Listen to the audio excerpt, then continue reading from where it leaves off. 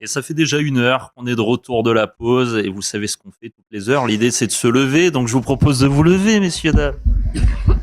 Oula, j'en réveille quelques-uns. Allez, on refait une petite eau là, histoire de remercier tous les intervenants précédents. Vous êtes prêts? Oh! À Poitiers, c'est parti. Ça arrive à Bordeaux. Et ça finit à Poitiers, c'est nickel. Alors, ce que je vais vous proposer, ça va être d'enchaîner sur une table ronde où on va parler de 4 projets en particulier avec des acteurs et des structures qui sont financés et soutenus à la fois dans le cadre du projet, du programme Tu bouges tes biens et du coup de l'appel à manifestation d'intérêt Prévana.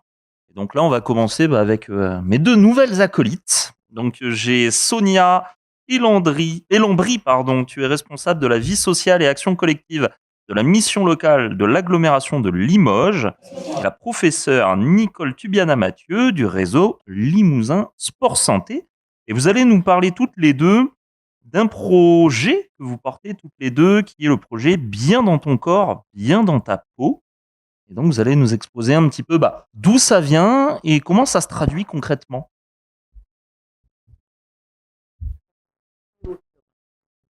Et oui, il va y avoir une petite vidéo bien jouée, Nicole, histoire de présenter un petit peu tout ça en vrai. Salut, moi c'est Clara, conseillère à la mission locale de Limoges et je te présente l'atelier Bouge avec ta mission locale. Le concept est plutôt simple. 1 jour et demi pour apprendre à mieux bouger, à se motiver pour se remettre en forme ou à continuer son activité physique. Sur la première demi-journée, tu vas pouvoir rencontrer un éducateur d'activité physique et adaptée. Tu vas pouvoir réaliser plusieurs tests physiques pour un peu mieux savoir où tu en es au niveau de ta santé. Il y aura des tests de coordination. Tu vas devoir tenir en équilibre sur un pied pendant 30 secondes ou même te lever et t'asseoir sur une chaise. Il y aura des tests d'endurance où tu vas marcher pendant 6 minutes. Le lendemain matin, l'atelier continue. On parlera des bienfaits de l'activité physique, de la sédentarité et même un petit peu d'alimentation. Je t'ai pas raconté, l'après-midi, il y a un parcours d'orientation dans le centre-ville de Limoges. Allez, c'est parti. Le but du parcours d'orientation, c'est assez simple. Vous allez être par équipe et vous allez devoir trouver 10 balises comme celle-ci, répondre aux questions qui sont derrière et en même temps, vous allez devoir trouver la photo du lieu dans lequel vous vous trouvez. Bon, il m'en reste plus que 9. Allez, c'est parti. Si toi aussi tu as envie de te remettre en forme et d'apprendre à mieux bouger, alors inscris-toi à l'atelier Bouge avec ta mission locale. Allez, je t'attends. Donc pour la vidéo de présentation, j'ai envie de dire, c'est fait, mais d'où il vient ce projet? Comment il est né et quels sont un petit peu les ingrédients qui ont abouti à cette belle démarche? Alors effectivement, comme on a pu l'entendre en préambule de cette conférence, on s'est appuyé sur les différents diagnostics qui ont pu être, et les travaux qui ont pu être réalisés, autant les travaux qui ont pu être faits à échelle nationale, départementale et régionale, et qui ont tous illustré que la santé de nos jeunes sur nos territoires était une question importante et que la santé de nos jeunes était pas si bonne que ça, si on a envie d'être plus précis, de dire qu'effectivement que leur santé était assez chaotique.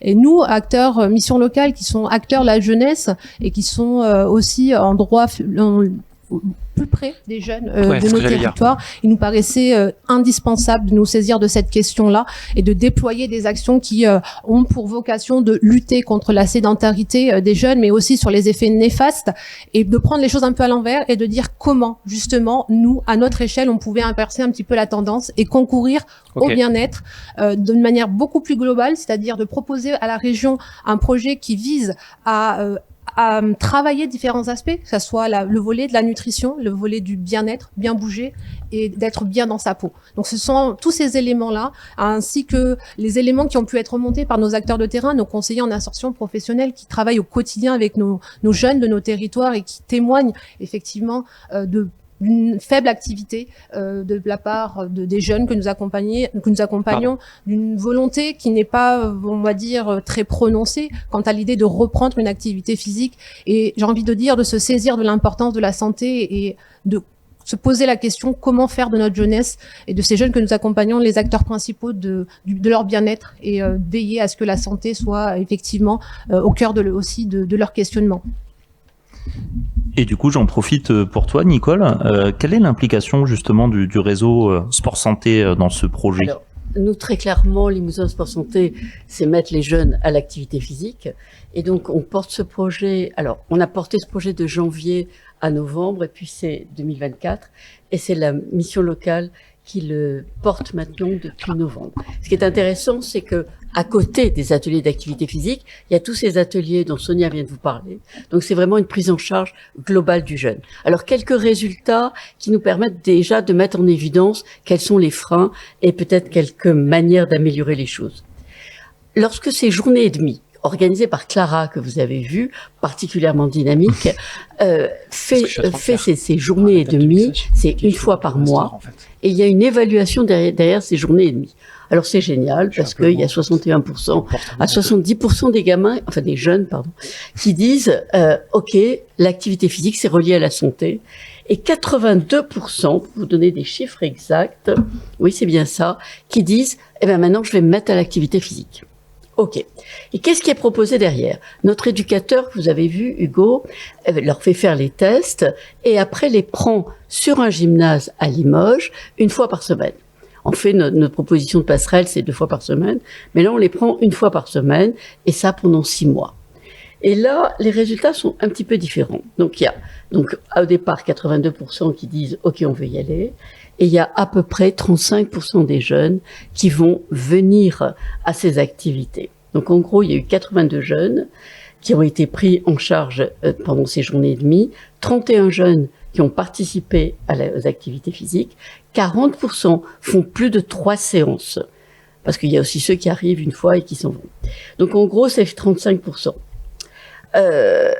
Alors, on s'est posé le problème. Bon, les freins, on les a pas mis on n'a pas fait une vraie évaluation des freins, mais qu'on a certaines réflexions qui sont habituelles. Hein. Les réflexions, c'est trop cher, on n'a pas le temps. Ce qu'on veut, c'est jouer. On veut pas de compétition. On veut jouer. On veut que ce soit socialement très très lié.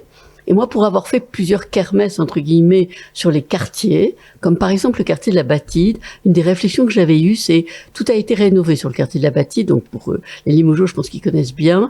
Il y a eu des immeubles qui ont été abattus, etc. Et il y a plus de la place centrale où les jeunes se retrouvaient. Donc c'est très bête, mais du coup, les jeunes se retrouvent moins et font moins d'activité physique. Et puis, donc au sein de Limousin Sport Santé, notre but, c'est de l'évaluation. Donc on a évalué ces jeunes, on a fait donc quelques chiffres, parce que je trouve qu'ils sont intéressants. Enfin bon, il faut bien que je dise que c'est pas mal, quoi. On a fait 118 jeunes, on a évalué 118 jeunes. Alors déjà, 36 femmes, 82 hommes. OK, donc vous comprenez bien qu'on retrouve ce qui a été dit ce matin, tout à l'heure, pardon. Et c'est normal aussi parce qu'il est à citer quand même que la mission locale de Limoges a mis 70 jeunes qui ont répondu au questionnaire de Poitiers. 70 et 70 ont accepté d'avoir l'accès au long mètre.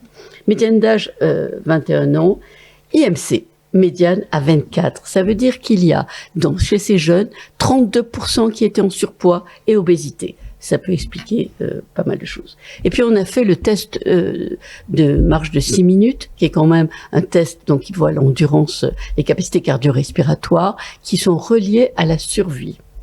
Alors, les tests sont épouvantables dans le sens où, moi, quand je compare les chiffres avec les patients que je suis pour des cancers, ils sont bien moins bons. Alors, ils sont moins bons parce que on a des normes qui sont au niveau national, inférieures à 82% des valeurs théoriques, les gens ont considéré comme faibles et qui doivent être pris en charge, particulièrement dans un milieu privilégié.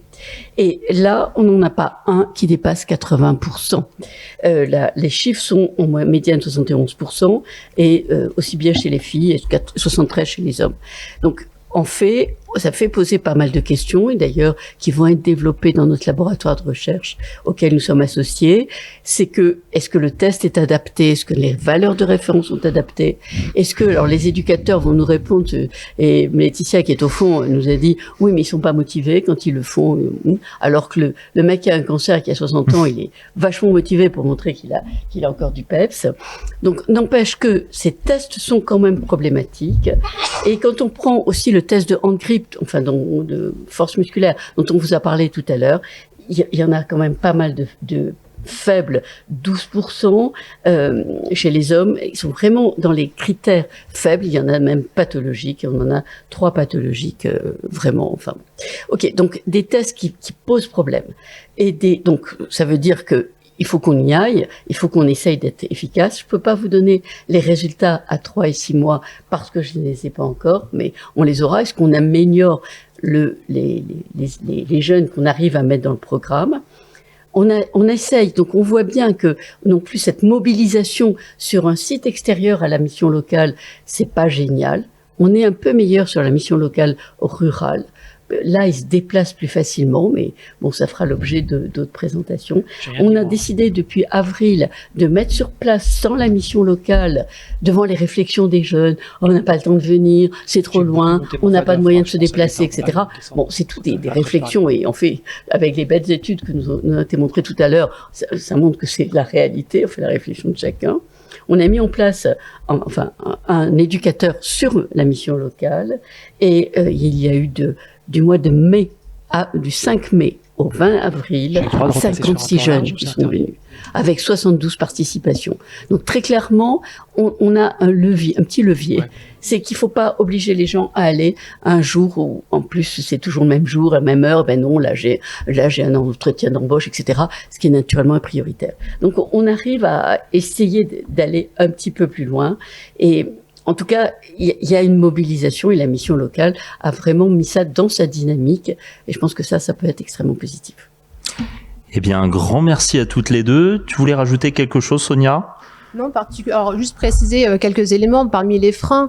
Effectivement, Madame Tubiana en a cité quelques-uns. D'autres freins qui sont aussi importants à avoir en tête, c'est aujourd'hui la difficulté que l'on peut aussi avoir, nous, mission locale, à mobiliser notre public, et à les inviter aussi, à les accompagner, à conscientiser l'importance de la santé. Et on y œuvre au quotidien. Et c'est vrai que dans le cadre de nos offres de services, au travers des différents ateliers qu'on leur propose, avec la possibilité de travailler sur l'estime de soi, avec les ateliers tels que l'AQ, des ateliers aussi qui leur permettent de rencontrer des professionnels. Et je crois que c'est aussi ça qui est important, c'est comprendre que nous, mission locale, même si on a cette double, triple casquette, ces multiples casquettes, on a besoin de l'appui des professionnels de terrain pour pouvoir donner encore plus de poids et plus de force à l'impact que l'on peut avoir pour ce public captif que l'on a au sein de nos locaux, et qu'on essaie d'aller chercher quotidiennement. On a mis aussi en place la possibilité qu'ils puissent avoir un rendez-vous avec un médecin nutritionniste. Donc c'est vrai qu'on essaie autant que faire se peut de déployer toutes ces actions-là, et que la difficulté que l'on rencontre, donc c'est la captation de notre public, mais aussi de permettre aux jeunes, aux partenaires qui œuvrent avec nous au quotidien dans l'accompagnement de ces jeunes, de se dire que quand on franchit les portes de la mission locale, certes, on y vient dans un premier temps pour de l'emploi, pour de la formation, parce qu'on est en panne d'insertion, mais qu'on est là aussi aux côtés des jeunes, avec les jeunes, pour travailler avec eux un accompagnement global, et notamment l'aspect de la santé. Eh bien, un grand merci à toutes les deux. On a hâte d'avoir du coup l'évaluation d'impact pour savoir si justement il y a eu de belles évolutions. En tout cas, on voit que c'est un projet qui tourne bien. Et je vous propose, c'est d'aller du côté de Bordeaux pour avoir du coup une seconde expérience que tu vas nous présenter, Christelle. Merci beaucoup Thomas. Donc j'ai le plaisir d'accueillir.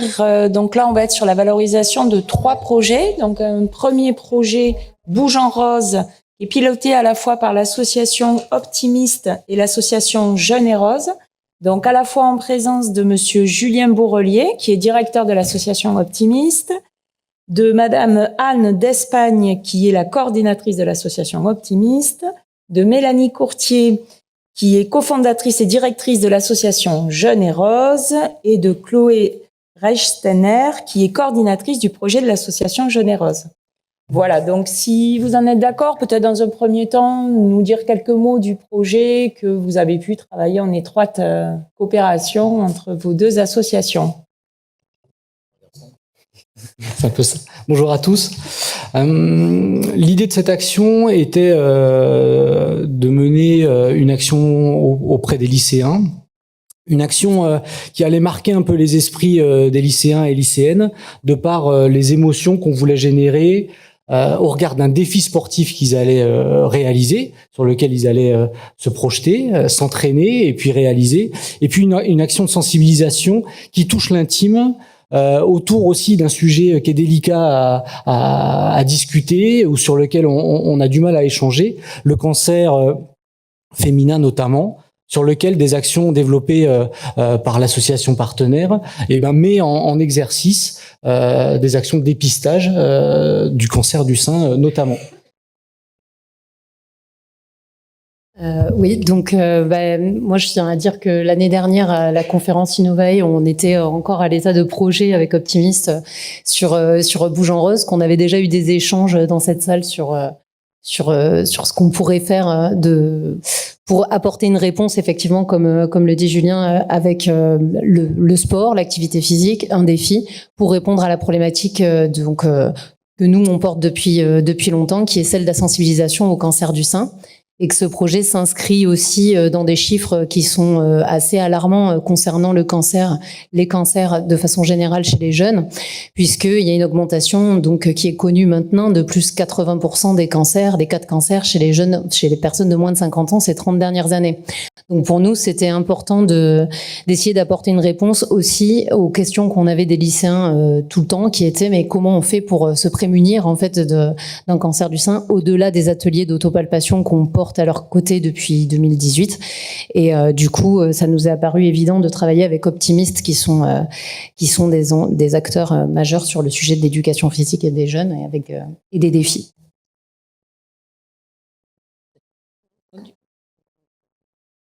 Peut-être dans la suite et peut-être à la lumière justement des premiers éléments et des points saillants de l'enquête qui nous a été présentée tout à l'heure, quels sont les leviers et à la fois les freins que vous avez pu identifier concernant la motivation des jeunes? Alors à la fois pour pratiquer une activité physique qui se voudrait régulière. Les jeunes sont motivés. Il faut simplement parler un petit peu au regard de choses qui les touchent et qui met en exergue un petit peu leur émotion. D'où l'idée de ce défi sportif. En fait, l'idée c'est de les mettre aussi un peu en difficulté vis-à-vis de leurs craintes et de leurs peurs. Et puis en travaillant ça, bien sûr, on travaille à ce qu'il y a de l'intérêt pour eux, surtout en lycée, préparer un examen. Et puis vivre dans le monde social qui est le leur, dans le monde social, on va dire, réel, et puis aussi digital. Donc l'idée, à travers ce défi sportif, c'est de travailler avant tout, et c'est une demande qui est remontée, sur une préparation mentale liée à ce défi sportif. Donc comment gérer ses émotions, c'est une des problématiques que rencontrent tous les lycéens et toutes les lycéennes, et c'est en ça qu'on travaille, en même temps sur le sujet de la maladie, et en même temps un sujet sur le défi sportif qui va les confronter à leurs peurs, à leurs craintes. On vient tout juste de finaliser un défi autour du milieu aquatique, ce qui pose beaucoup de problèmes pour de nombreux lycéens et lycéennes d'appréhender le milieu aquatique. Et c'est autant de processus ou de choses qu'ils vont travailler dans le cadre de ce défi-là, de ce programme, qu'ils vont pouvoir mettre en place au mois de juin pendant leur examen ou en préparation. Et moi, je vais donner quelques compléments sur l'aspect prévention aussi, sur toute la question autour du cancer du sein. C'est un sujet qui est très très très présent et nous on se rend compte après nos maintenant presque nombreuses années d'intervention dans les lycées auprès des jeunes en mission locale que c'est un sujet qui les intéresse. Eux naturellement, il y a plein de lycéens dans leur structure qui ont envie de faire des actions solidaires sur cette cause-là. Et du coup, il y a vraiment des rapprochements faits entre créer une opération solidaire dans le cadre du programme d'Octobre Rose, que les jeunes ont très bien identifié au fur et à mesure des années, et de rapprocher ça avec un défi. En fait, c'est quoi un défi sportif ? Pourquoi est-ce que c'est une action solidaire et comment est-ce qu'on peut faire une émulation au niveau de la classe et du lycée. L'opération qui vient de se terminer, c'est la 2e année dans ce lycée. Vous proposez un défi sportif. Nous, pour la première année, on s'est associé à vous. On voit bien que les enseignants sont très partie prenante, mais les élèves, ils ont entendu parler la première année, ils ont très envie d'y participer la 2e année. Le groupe de jeunes est finalement facile à embarquer dans ce type de projet multiforme qui touche tout le monde. Je vais juste rajouter, justement, on termine un premier défi, on en a un autre la semaine prochaine à Janzac, la semaine dernière à Saint-Paul-les-Dax. Et dans les leviers qui étaient au départ des freins, c'était l'accès à l'activité physique, prendre un bus, aller dans une salle. Nous, notre priorité, c'est de faire du sport et de l'activité physique à l'extérieur pour que ça devienne facile d'accès. Et ce qui était un frein, donc au départ, est devenu vraiment un levier parce que on se rend compte que les élèves, les lycéens qui avaient peur de l'eau ou peur de la forêt sont devenus adeptes et ont vu que c'était hyper bienveillant. Donc voilà.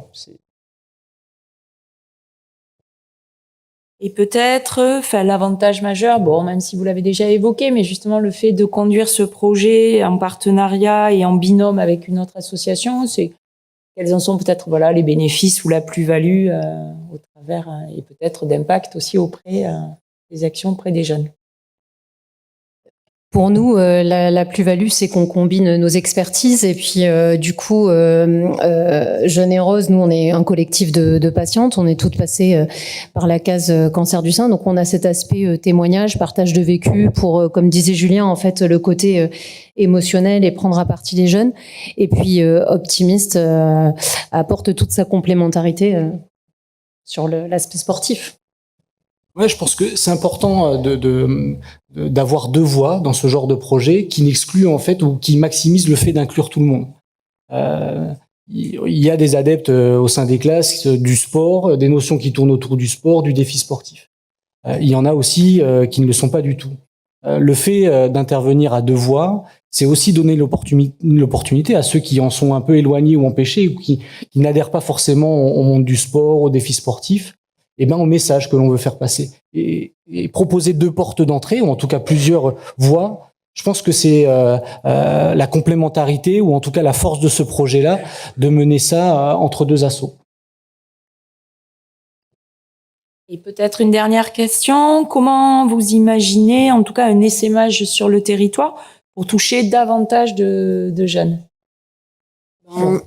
Ouais. Nous, on a quand même, ça fait plusieurs années avec Jeunes et Roses, on sillonne la Nouvelle-Aquitaine pour mener à bien nos actions. Donc c'est vrai que avec l'expérience de toutes ces années, on a quand même pu tisser pas mal de contacts et dans les missions locales et dans les lycées. Donc je pense que ça c'est vraiment une force de frappe que l'on peut avoir tous ensemble sur la région. C'est-à-dire il y a des territoires où on a des contacts mais on n'a pas encore mené d'action. Ça peut être le moment de réussir à les proposer aussi avec ce modus operandi qui est assez particulier, qui peut proposer quelque chose de nouveau sur un territoire. C'est vrai que le territoire d'implantation d'Optimiste est un territoire où on a fait peu d'interventions jusqu'à présent. Donc, je crois que nos différents territoires respectifs nous ont permis de toucher des lieux et des espaces où on n'était pas encore allés les uns les autres.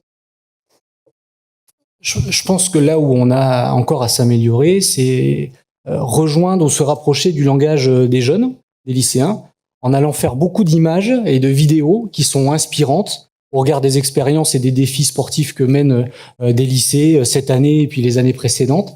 Donc c'est vraiment rentrer dans cette dynamique où on va donner envie aux lycéens d'aller voir leurs profs pour leur dire, nous aussi, notre classe, on veut relever un défi solidaire l'année prochaine.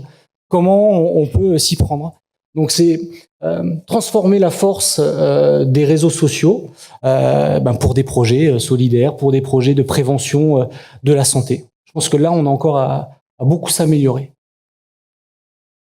Je vais juste en profiter pour rebondir sur ça. C'est vrai que nous, cette opération, on l'amène aussi dans les missions locales avec donc d'autres partenaires opérationnels. Et j'aperçois quelques partenaires dans la salle, donc avec qui on mène ces actions. Et c'est vrai qu'il y a rien eu de mieux que la force de l'image de notre première édition pour montrer aux autres structures missions locales qu'est-ce que ça veut dire si on met en place cette édition de Bouge en Rose, qu'est-ce qu'on va apporter, comment est-ce que logistiquement on va venir en place et qu'est-ce que la mission locale qui nous reçoit va avoir à faire ou pas à nos côtés.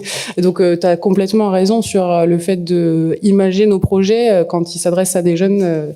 C'est quand même le levier majeur pour qu'ils puissent adhérer et demander effectivement à leurs enseignants référents de monter ce type de projet.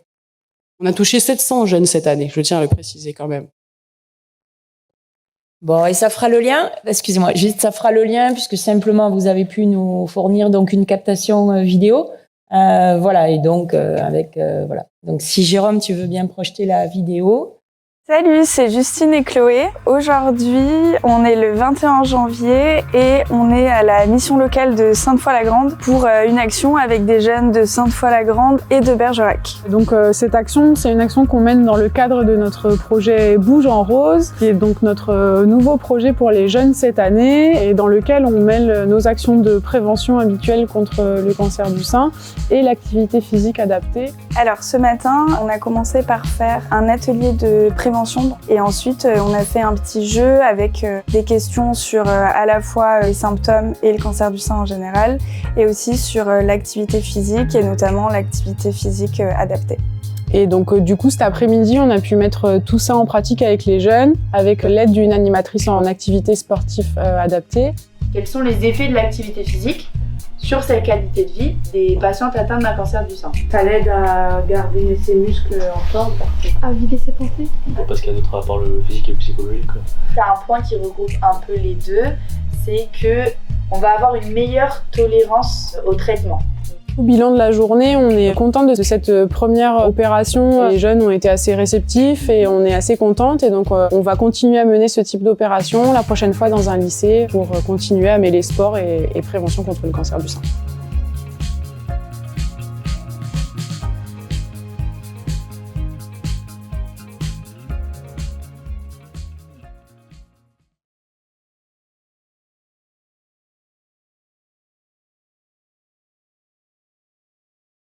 Je vous propose, de poursuivre. Donc, un projet Bouge avec ta mission locale déployé par la Mutualité française Nouvelle-Aquitaine. Donc, en présence de Zoé Dick Bueno, qui est responsable de l'activité promotion santé de la Mutualité française de Nouvelle-Aquitaine. Donc, bienvenue. Et peut-être, si vous voulez bien, pareil, peut-être nous dire, quelques mots sur le programme et peut-être le type d'accompagnement que vous proposez au sein de ce programme. Merci. Bonjour à tous. Alors, le projet Bouge avec ta mission locale, c'est un projet qu'on a créé en 2023. Pour le coup, dans le cadre de Tu bouges, t'es bien. C'est un projet qui se découpe en fait en deux parties. La première partie, ça va vraiment être une partie de formation pour les missions locales. Donc en fait, à toutes les missions locales de Nouvelle-Aquitaine, on va proposer un temps de formation qui dure 1 jour et demi et qui est en distanciel. En distanciel, tout simplement pour essayer d'avoir le plus de personnes disponibles possible. Sur la première journée, ce qu'on va faire, c'est que on va avoir un gros temps de acculturation à ce qu'est l'activité physique, parce qu'on en parle beaucoup, mais est-ce qu'on parle de la même chose? Ça, on se rend compte que souvent, pas vraiment. Donc, on a un gros temps sur tout ce qui est acculturation autour de l'activité physique, ce que c'est la sédentarité, tout ce que sont les leviers et les freins, pour le coup, de la pratique d'activité physique. Et on fait intervenir aussi, en général, sur cette journée-là, un professionnel, un expert qui peut donner aussi une autre vision de cette activité physique-là. On a notamment eu Julien Bois qui était présent tout à l'heure, qui avait pu intervenir pour nous sur ce temps-là. Donc c'est aussi sur tout ce qui est estime de soi. On va vraiment travailler sur ces représentations-là. Et la deuxième demi-journée, pour le coup, qui a lieu aussi en distanciel, on va former les missions locales aux outils qu'on a créés pour le projet Bouge avec ta mission locale. Parce qu'on a plusieurs outils qui ont été créés, tout ce qui est jeu de la ligne, travail autour de l'activité physique, mais aussi de l'alimentation. On a vraiment différents outils dont ils peuvent se saisir et sur lesquels on les forme. Et suite à cette journée et demie de formation, on propose un accompagnement d'un certain nombre de missions locales. S'ils ont besoin d'accompagnement, justement, qu'on vienne avec eux pour les aider à mettre en place l'action Bouge avec ta mission locale. Donc, comment ça se formalise? On va sélectionner, donc on sélectionnait bien sûr avec l'ARML, on sélectionnait un certain nombre de missions locales et sur le terrain, il y avait une journée et demie aussi, donc une première demi-journée qui était réservée à un bilan de forme qui était mis en place bien sûr par un éducateur en activité physique adaptée et qui permettait de faire un premier point. Et le lendemain, on mettait en place justement l'action Bouge avec ta mission locale dans le cadre de la mission locale. Donc comment ça se déroulait.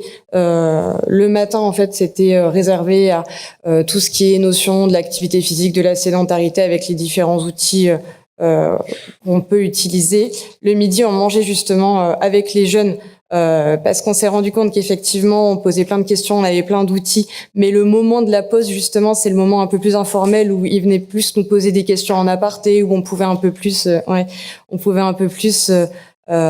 échanger en fait à ce niveau-là et répondre à des questions peut-être plus personnelles. Et l'après-midi, nous, ce qu'on proposait, c'est effectivement, et ce qu'on propose toujours justement, c'est une marche d'orientation en fait qui nous permettait tout simplement de reposer des petites questions parce qu'à chaque point de la ville, effectivement, ils avaient des petites balises où ils devaient répondre à des questions sur ce qu'on avait vu la matinée. Ça leur permettait de faire de l'activité physique parce que justement, on va pas leur parler d'activité physique sans les faire bouger. Et ça permettait aussi et surtout de leur faire découvrir le cadre de la vie, de la ville en fait dans laquelle ils vivent. Donc ça nous permettait, avec le conseiller, de leur faire découvrir des points clés, des associations, des centres de dépistage, des médiathèques, en fait différents lieux qu'ils connaissaient pas forcément dans leur ville ou qui n'osaient pas aller visiter d'eux-mêmes en fait. Et le fait justement de les accompagner et de leur permettre de découvrir ces lieux-là, on s'est rendu compte que ça leur permettait aussi de lever le gros frein de la première fois j'y suis allée, j'étais pas tout seul et maintenant j'oserais y retourner de moi-même. Le but justement de cette action, et c'est ce que j'ai trouvé intéressant notamment avec la mission locale de l'agglomération de Limoges pour le coup qu'on avait aussi formé sur ce temps-là, c'est qu'aussi les missions locales puissent se saisir des outils qu'on met à leur disposition justement suite à cette journée de formation qu'on met en place avec les conseillers et qui puissent s'approprier ces outils-là comme on a pu voir pour le coup. C'était chouette pour le coup de voir qu'il y avait toute une réappropriation de ces outils-là et de voir que ça continue à perdurer. Donc c'est vraiment le but aussi qu'il puisse y avoir une autonomie par la suite. Très bien. Peut-être concernant la participation, vous y avez répondu, mais quels seraient les leviers que vous avez identifiés en tout cas pour promouvoir la participation des jeunes suite à la mise en place de ces ateliers? Oui.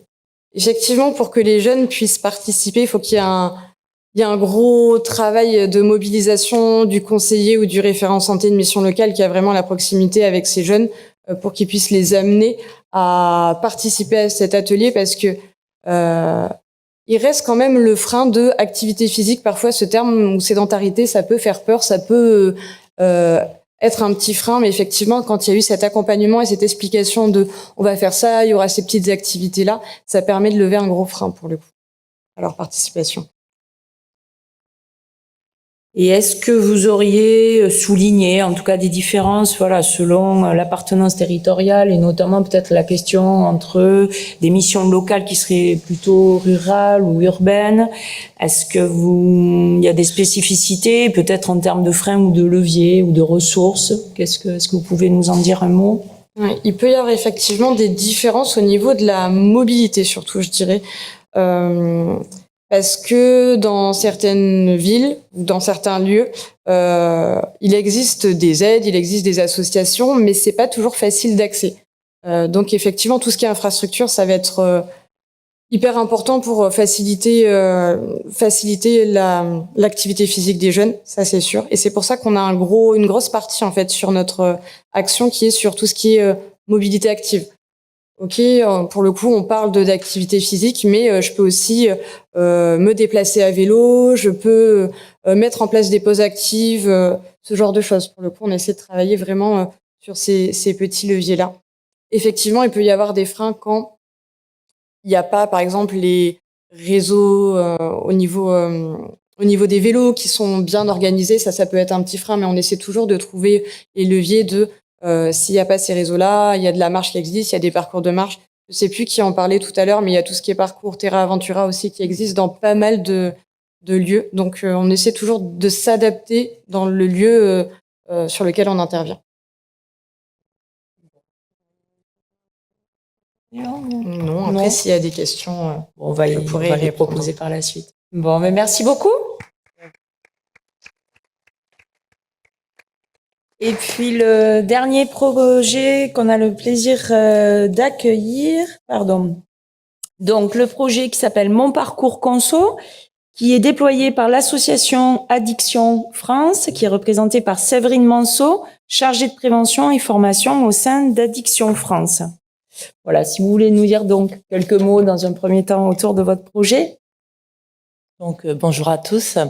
Donc notre projet, en fait, on l'a créé l'année dernière juste pour faire un projet en lien addiction et activité physique. Donc c'est un projet qu'on a déployé dans 3 départements, donc le 47, le 40 et le 79. En fait, on a voulu sur ce projet aller sur 3 axes de population. Donc déjà les professionnels des centres soit d'apprentissage, soit des lycées pro, soit des MFR. Donc on leur a proposé une formation de 7 heures. Donc pareil, dans la formation, on a fait exprès en fait que les personnes ne restent pas tout le temps assises et d'inclure du mouvement pendant les 7 heures de formation, simplement parce qu'on sait que le mouvement, c'est un outil pour stimuler l'attention et renforcer l'application du public dans toutes les interventions et les formations aussi. En plus de ce parcours, on leur propose, en plus de la formation, on leur propose un parcours. Donc ça va être plusieurs ateliers qui vont être dispersés à plusieurs endroits. Donc là, pareil, pour se rendre d'atelier en atelier, on est obligé de marcher ou d'y aller à vélo, peu importe. Mais il y a un mouvement qui est fait pour, du coup, tous les ateliers. Ça, c'est vraiment pour les professionnels de l'établissement. Après, on a des séances pour les jeunes. Donc, on avait 4 séances de sensibilisation où on a introduit du mouvement et on a même fait découvrir certaines activités physiques. Donc, on est parti sur des concours entre 2 équipes avec des jeux de ballon, des courses, mais aussi de la danse des émotions, qui a été plutôt apprécié par les jeunes d'ailleurs. Un peu dur à se lancer, mais du coup, ils ont bien apprécié la danse des émotions.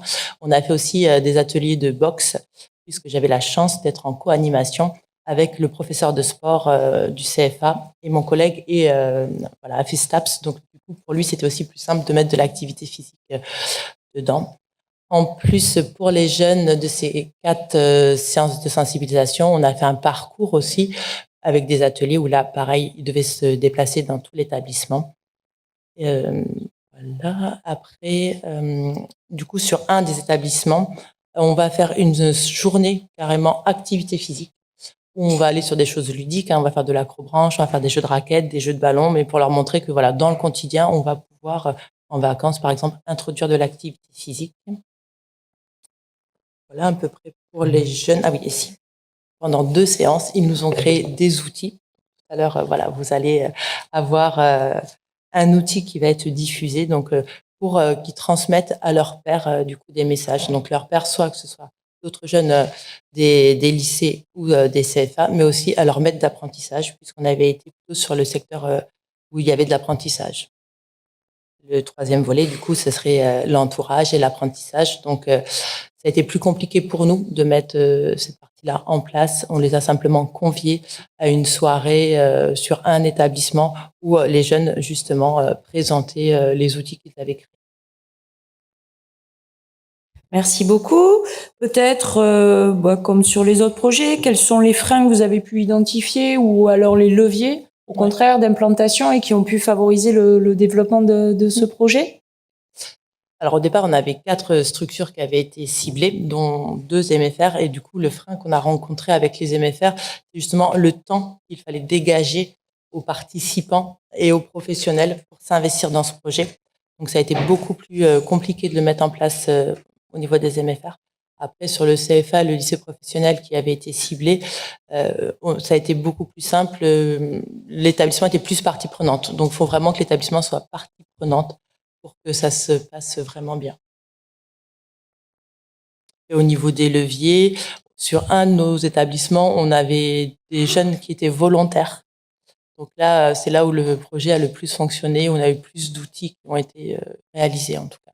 Donc le volontariat, pour nous, c'est vraiment important aussi, la mobilisation des professionnels de l'établissement qui s'approprient également le projet, qui soient en co-animation. Ça a été une plus-value pour nous. Peut-être la place du public, justement, en termes de participation, puisque c'est un des critères, en tout cas, souvent, d'efficacité des projets. Comment vous la qualifiez ou comment vous pourriez nous en parler ? Alors, au niveau de l'impact du public, sur un établissement, là où on a fait la découverte de boxe, et maintenant, tous les internes demandent d'avoir de l'activité physique tous les soirs. Tandis qu'avant, c'était pas du tout demandé. Donc du coup, voilà, pour nous, c'est vraiment la plus-value, c'est que ce soit les jeunes qui demandent à avoir de l'activité physique du coup le soir. Et pareil, ce qu'on a pu voir, c'est que entre eux, à des pauses de séance, même, ils se sont passés des messages sur Snapchat. Carrément, les jeunes ont pris leur portable, ont fait un message à leurs camarades. Donc, du coup, là aussi, la transmission par les pairs, on sait qu'elle va mieux fonctionner. Il y a aussi une relation de confiance et de bienveillance entre les apprentis. On a des personnes qui sont venues nous voir pour nous solliciter, pour dire attention, là j'ai vu des comportements un peu déviants de mes camarades, est-ce qu'on pourrait pas être un peu vigilant auprès d'eux? Et donc voilà, il y en a qui sont questionnés sur leur comportement, il y en a 2 qui sont rentrés en démarche de soins aussi suite aux 2 premières séances qu'on avait fait. Et il y en a aussi qui mettent des conseils en place de réduction des risques et des dommages qu'on avait donnés pendant nos séances. Bien. Bon, en tout cas, vous nous avez laissé avoir aussi, déjà des premiers effets, des impacts aussi bien auprès des jeunes et peut-être sur les structures. Comment vous pourriez qualifier les impacts de votre projet? Alors sur les structures, déjà il y en a qui ont fait le choix d'acheter du matériel d'activité physique pour permettre aux jeunes de pouvoir en faire. Après, on a des personnes ressources maintenant qui sont identifiées par les jeunes au sein des structures. Sur un établissement, on a formé tout le personnel, du coup que ce soit le personnel au niveau formation, mais aussi administratif. Et les 2 établissements souhaitent pérenniser ce projet. Donc on est déjà en pourparlers avec eux pour le pérenniser sur une année 2 et même proposer autre chose sur le groupe qui a été sensibilisé cette année. Merci beaucoup. Merci. Si vous en êtes d'accord, donc vous évoquiez l'outil, donc vous avez pu réaliser effectivement avec un groupe de jeunes. C'est les jeunes qui ont réalisé. Voilà, une capsule sonore. Donc peut-être vous nous ferez signe au moment pour l'interrompre parce que je sais qu'elle est un petit peu voilà. Puis après, si vous voulez nous en dire quelques mots, bon, on va lancer la capsule sonore et puis vous nous direz quelques mots.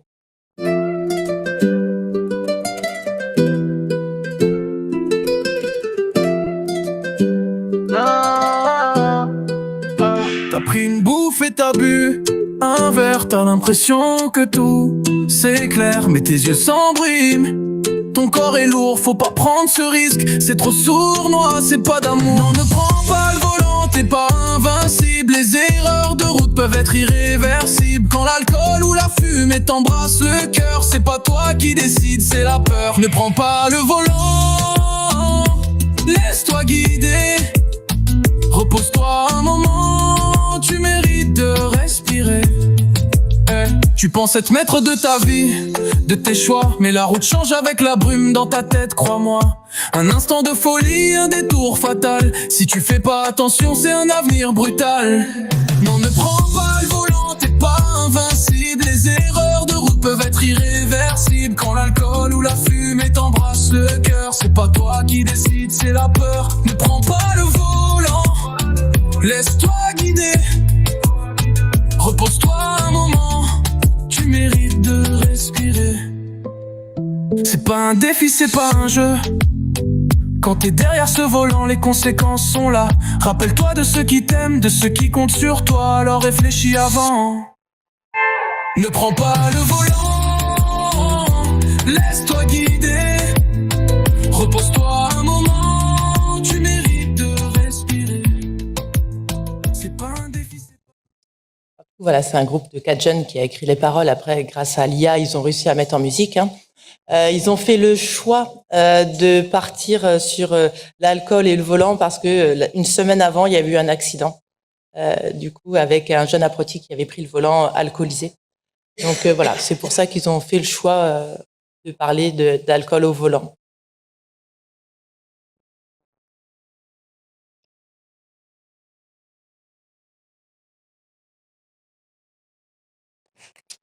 Alors, on arrive au terme, en tout cas, de la présentation des 4 projets qu'on souhaitait valoriser. Alors, il y en aurait eu beaucoup d'autres, mais vous l'aurez compris, on est dans un cadre très contraint. Ce qui nous semble important, il nous reste à peu près une quinzaine de minutes, c'est de pouvoir laisser la parole aux différentes salles. Donc, je m'adresse peut-être d'abord à l'Hôtel de Région de Bordeaux. Est-ce qu'en appui, il y a eu beaucoup de présentations qui vous ont été faites? Est-ce que vous auriez des questions ou alors peut-être dans les intervenants qui sont avec moi, est-ce que vous auriez eu des questions à adresser à la fois à nos différents intervenants? Bonjour à toutes et à tous, Angélique Morera, je suis chef de projet à l'URPS Médecins Libéraux de la Nouvelle-Aquitaine sur un dispositif de prévention en particulier. J'aurais une question concernant la dernière intervention. Vous parlez, déjà je vous remercie, et puis bravo aux jeunes qui ont créé cette capsule sonore, beaucoup de talent à eux. Vous parlez d'addiction et de parcours, en fait, conso. Je voulais savoir s'il y avait des... J'ai cru comprendre au travers de la capsule sonore qu'il s'agissait bien entendu d'alcool et de cigarettes et sans doute de cannabis. Je voulais savoir si vous traitiez toutes les addictions, s'il y avait des addictions en particulier et s'il y avait des effets bénéfiques ou des effets différents en fonction des addictions et de l'introduction des activités physiques. Voilà. Alors du coup, moi je suis partie d'Addiction France et au niveau des Landes, on a un XAPA, donc un centre de soins et d'accompagnement en prévention et en addiction.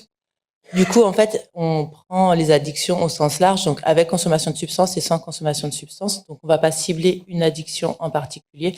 Avec les jeunes, j'ai parlé de toutes les addictions. J'ai pas parlé que alcool et cannabis. J'ai vraiment été sur toutes les addictions parce que aussi eux étaient consommateurs d'autres produits. Donc pourquoi aussi on a voulu nous mettre l'activité physique en lien avec l'addiction? On sait très bien que en général il y a un problème de gestion des émotions et un manque de compétences psychosociales ou des compétences psychosociales pas assez développées quand on rentre très jeune dans l'addiction.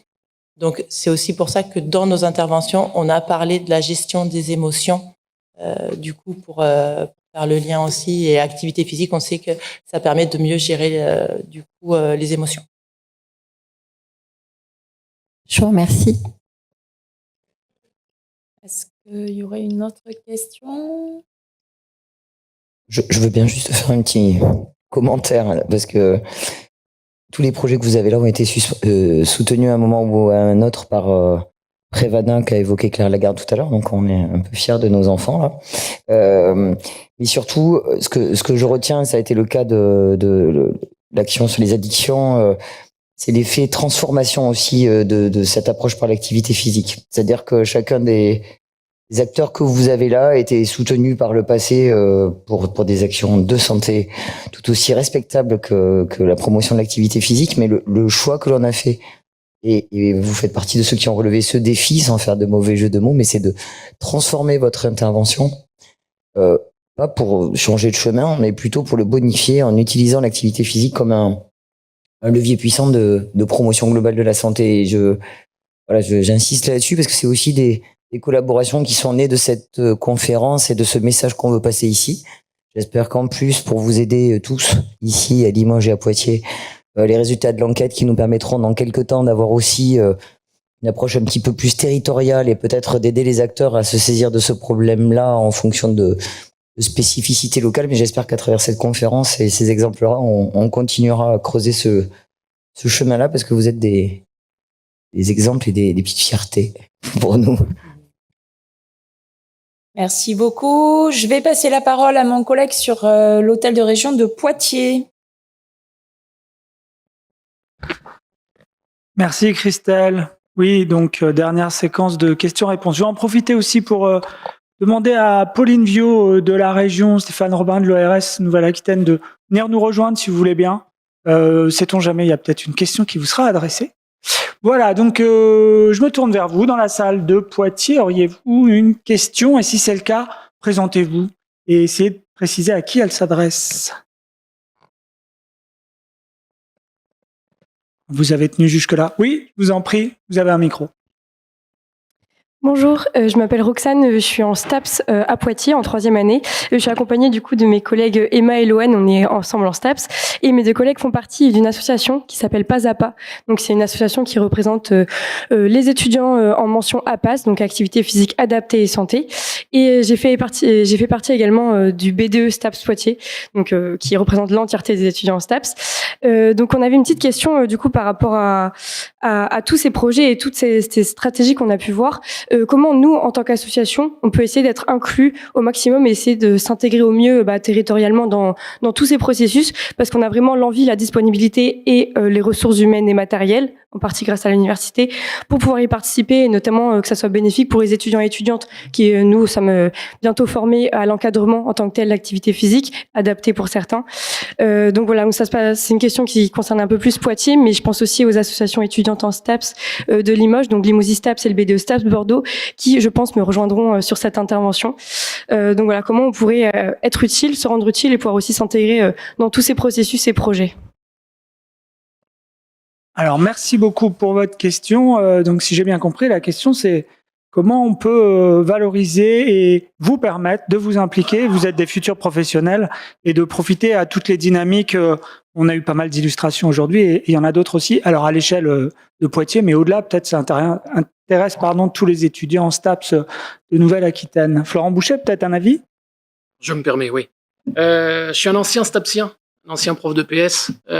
J'ai explicité assez rapidement tout à l'heure le lien assez fort avec les STAPS sur Caen.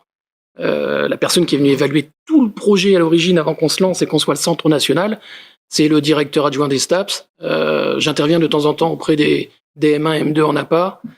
Vous avez un rôle à jouer, effectivement. Après, j'ai envie de dire, il y a plusieurs casquettes possibles, imaginables.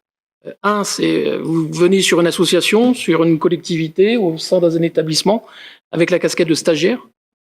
Ça, c'est possible, c'est jouable. Après, il faut du temps, il faut un tuteur. On parlait de la difficulté dans les établissements d'avoir une équipe assez importante pour pouvoir vous donner ce temps-là. Mais quoi qu'il en soit, on a des projets sur le territoire français où on vous a, en tant qu'étudiant, avec cette casquette de stagiaire, ou alors avec une autre casquette, vous revenez avec une casquette de service civique sur une durée de 6 à 10 mois. Ça a beaucoup plus de sens, je sais pas, mais ça a du sens également. Ça vous met pied à l'étrier. Vous êtes de futurs travailleurs, de futurs professionnels. Vous allez apporter aussi votre expérience, de nouvelles choses que nous, je veux dire les cheveux gris, les anciens, on n'a peut-être pas, hein, en termes de communication, en termes d'échange. On n'a pas suffisamment parlé peut-être de l'aspect des écrans. Il faut que ce soit fait de façon raisonnée, raisonnable. On parlait tout à l'heure, il y a eu quelque chose qui a été montré en termes de stats. On a une courbe qui a tendance à s'inverser à partir du lycée, notamment chez les jeunes femmes, hein, qui font du temps d'écran plus. Je pense que voilà, il y a dans votre profil, en tant qu'enseignant APA, vous voyez beaucoup de choses, beaucoup de thématiques. Vous recentrez effectivement sur l'activité physique majeure adaptée, c'est votre cursus. Mais je pense que partir sur les autres thématiques telles que le sommeil, etc., vous avez un rôle à jouer. Donc tout dépend du réseau humain, du réseau relationnel que vous avez. Est-ce que vos STAPS sont en relation avec chaque établissement scolaire? J'ai envie de dire non. Il y a des problèmes de mobilité qui peuvent se créer aussi lorsqu'on, vous pouvez être plein de bonnes intentions. Vous pouvez vous dire, on va aller sur le projet de Jonzac, mais alors je sais pas en combien d'heures il faut pour venir chez vous d'ici, c'est 1h15, 1h20. Il y a peut-être des STAPS plus proches, hein, c'est peut-être Bordeaux du coup.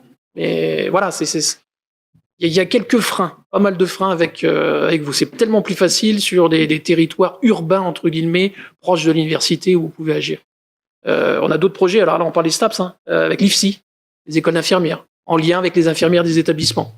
Là, il y a plein de belles choses à faire aussi, services sanitaires, etc. Vous êtes l'avenir de demain. Merci beaucoup Florent Boucher, merci pour cette question. Profite pour remercier tous celles qui sont face à moi sur le site de Poitiers, d'avoir tenu jusque-là et d'être venus si nombreux quand même, de plus en plus nombreux chaque année. Je passe la parole à mon camarade Thomas sur le site de Limoges.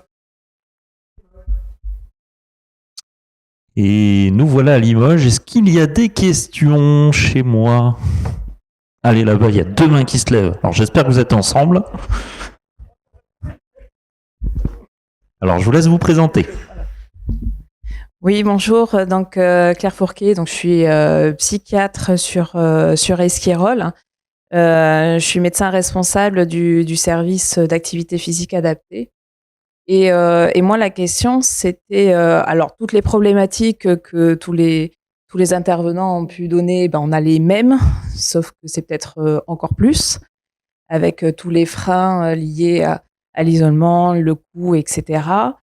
c'est est-ce qu'il y en a certains qui travaillent avec des professionnels de la santé mentale? Alors, je réceptionne la question. Donc, est-ce qu'il y a des intervenants, ou en tout cas des structures qui interviennent avec notamment le champ de la santé mentale? Alors, je ne sais pas si de mon côté, ça va aller. En ce qui concerne la mission locale Limoges Métropole, effectivement, comme j'ai pu l'indiquer, la question de la santé dans sa globalité est prise en charge au sein de nos structures. Et nous avons mis en place, quand nous avons effectivement constaté la difficulté, la précarité que les jeunes rencontraient et toutes les problématiques de santé qu'ils ont pu manifester, nous avons mis en place un partenariat avec Écoute et Soutien qui permet aux jeunes d'être reçus au sein de notre structure par une psychologue clinicienne. Nous avons également un partenariat avec le CMP Van Gogh qui nous permet éventuellement aussi, quand nous le souhaitons, de pouvoir venir partager avec nous des situations, nous accompagner, nous aiguiller aussi quand nous sommes confrontés à ces situations, et nous ne sommes pas professionnels de la santé, donc on a besoin de cet appui, de ces observations pour accompagner au mieux ces jeunes lorsqu'ils font face à ces difficultés et cette volonté de s'insérer socialement et professionnellement. Et nous travaillons également, pour en citer un dernier, avec le CDERL, également rattaché à Esquirol. Donc tous ces partenaires, nous les sollicitons, nous travaillons en étroite collaboration avec eux pour concourir au même objectif, c'est essayer autant que faire se peut d'accompagner le jeune à traverser cette période qui peut être éventuellement très difficile pour lui. Merci Sonia. Alors, je vois qu'il y a peut-être une réponse encore chez moi, et après on partira du côté de Bordeaux. Il y a des réponses. Oui. Bonjour, René Quin, président de Limousin Sport Santé, ancien médecin conseiller régional d'Ragès. Donc, d'abord, à la question précédente des STAPS APA, je pense aussi qu'il faut leur indiquer qu'il faut qu'ils se mettent en rapport avec tous les coordinateurs du PEPS, les coordinateurs régionaux PEPS. Je ne dis pas qu'il y a 200 emplois, mais il y a certainement un certain berceau d'emplois qu'ils peuvent leur être proposés. Ça, c'est la première réponse, la première réaction que je peux avoir. La deuxième réaction, c'est par rapport à ma consoeur du CHS Esquirol, effectivement, du CHS. On a déjà travaillé un peu avec Éric Charles. On travaille aussi dans notre comité directeur. Il y a Éric Frey, qui est un psychiatre bien connu, qui travaille en particulier sur des offres golf. Et donc on est nouvellement élu à Limousin Sport Santé et on est tout à fait ouvert à une participation, à un partenariat pour s'aider mutuellement sur cette population qui est sûrement pas négligée, avec des preuves scientifiques d'efficacité qui sont tout à fait certaines. Donc on va prendre nos coordonnées puis on va échanger. Voilà. Et voilà un des gros avantages de cette journée qui rassemble tous les acteurs. Alors, on va pas avoir le temps, donc on va renvoyer la main à Bordeaux, mais on en parle en privé juste après. Allez Christelle, je te renvoie la main parce que je crois qu'il y avait une réponse aussi sur le côté santé mentale. Ça marche, merci beaucoup. Oui, moi je voulais vous remercier pour la question parce que je la trouve intéressante, même si toutes les questions sont intéressantes bien sûr. Comme vous avez dit déjà, à Limoges, effectivement, il n'y a pas de santé sans santé mentale. C'est toujours la santé globale, ça je pense qu'on est d'accord sur cette définition. Mais effectivement, nous, quand on va intervenir, un de nos axes, c'est effectivement l'activité physique, mais la santé mentale, c'est aussi un des axes qu'on peut développer, surtout avec la santé mentale des jeunes, comme c'est la cause nationale pour le coup. Donc effectivement, quand on va intervenir, on n'intervient jamais en ciblant que simplement l'activité physique. C'est quelque chose qui va vraiment être global. En fait, s'il y a des questions qui sont plus globales, on va le prendre en compte. Quand on parlait notamment avec Addiction France de tout ce qui est estime de soi, c'est quelque chose qui va beaucoup jouer et qui joue beaucoup dans l'activité physique. Donc bien sûr, quand il y a cet axe activité physique, on englobe la santé mentale dessus. Et dans un cadre plus global, on peut aussi proposer d'autres choses plus particulièrement sur cette problématique.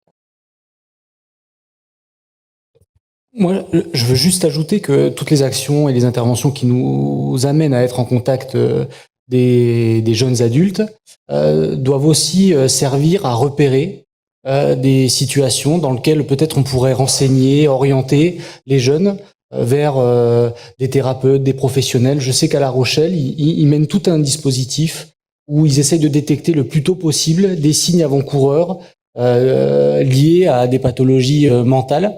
Ce dispositif-là est hyper intéressant. On sait maintenant que se développent des formations spécialisées en santé mentale, des premiers secours en santé mentale. Je pense que on doit, nous qui sommes en contact de ces jeunes, être formés, sensibilisés à l'accueil de certaines paroles ou discours qu'auraient les jeunes, et on doit se faire le relais pour aller orienter au mieux, accompagner au mieux ces jeunes.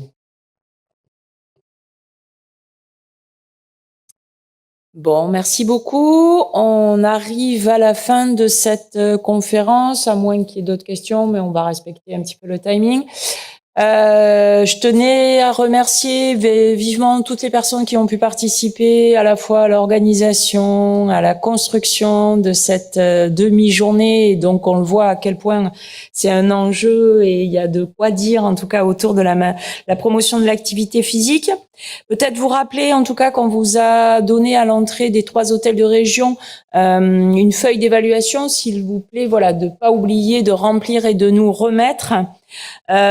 Sur le programme, je le disais en un propos introductif, il y a un QR code avec un dossier numérique qui est en ligne, donc sur lesquels vous avez toutes les ressources, et très prochainement, et j'en remercie les ateliers du stream qui nous accompagnent en tout cas sur cette aventure, on va pouvoir retrouver toutes les séquences sous forme de replay, donc vous pourrez réécouter ou en tout cas le transmettre aux personnes qui souhaiteraient les écouter. Et donc, y compris avec les supports de présentation des différents intervenants. Donc, remercier tous les intervenants. Je vais pas les citer parce que vous l'aurez compris, il y avait beaucoup de monde. Mais en tout cas, merci beaucoup de votre disponibilité, du temps que vous avez pris. Je sais que pour certains, ça a occasionné des temps de déplacement qui sont très longs, donc merci beaucoup. Remercier la région à la fois pour l'accueil et pour toute la partie aussi organisationnelle, votre disponibilité, l'ensemble des élus qui ont pu répondre présents. Un grand merci à l'ARS, à l'Agence régionale de santé et ses représentants, et bien sûr la DRAGES. Voilà. Et je remercie aussi toute l'équipe promotion santé Nouvelle-Aquitaine. Voilà, où c'est un exercice effectivement en multiplex, où c'est toujours un petit peu plus complexe, mais bon voilà, on y arrive. Et je remercie aussi, je le regarde, puisqu'on avait la présence, mais là du coup on n'aura pas trop le temps, de notre directeur régional Vincent Valentin, voilà, qui nous a fait le plaisir d'être parmi nous aujourd'hui. Merci beaucoup, et puis à très bientôt sur une prochaine conférence Innovae. Je vous souhaite une belle soirée. Au revoir.